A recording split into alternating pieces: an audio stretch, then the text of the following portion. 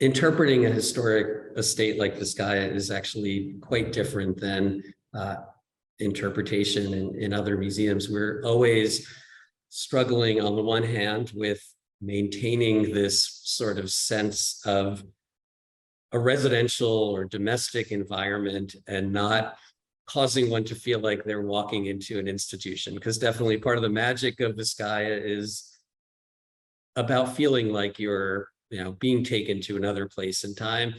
We also, I think, have had a lot of dialogue over the years about the specific versus the collective.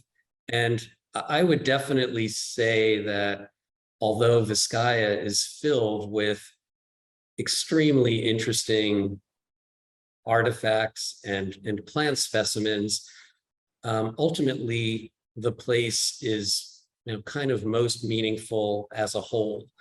So I would say our interpretive focus has really been on Vizcaya as this organically and highly integrated thing that we interpret as a whole. And we've probably placed a little less emphasis on interpretation of individual objects. And I think that's something that we are moving more in the direction of now that we have a larger framework. I'd also say one of the things that we grapple with is that James Deering is not a person about whom we know a great deal as a personality.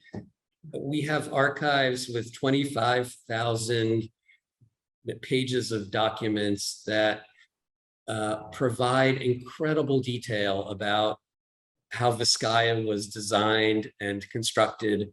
And we learn about James Deering as someone who is maybe talking about the color of chess pieces or which symbol he may prefer. But we don't learn a whole lot about James Deering as a person. And clearly that's something people who visit his home would like to understand. So we have been using technology in our interpretation, increasingly in recent years, in part to provide whatever voice of James Deering, people who worked or visited Vizcaya, to kind of bring those into the visitor experience. We've also been using technology to create 3D renderings of physical spaces that are either not very accessible or potentially in poor conservation condition. And these models really do enable us both to provide access to people, but also to undertake research and conservation initiatives.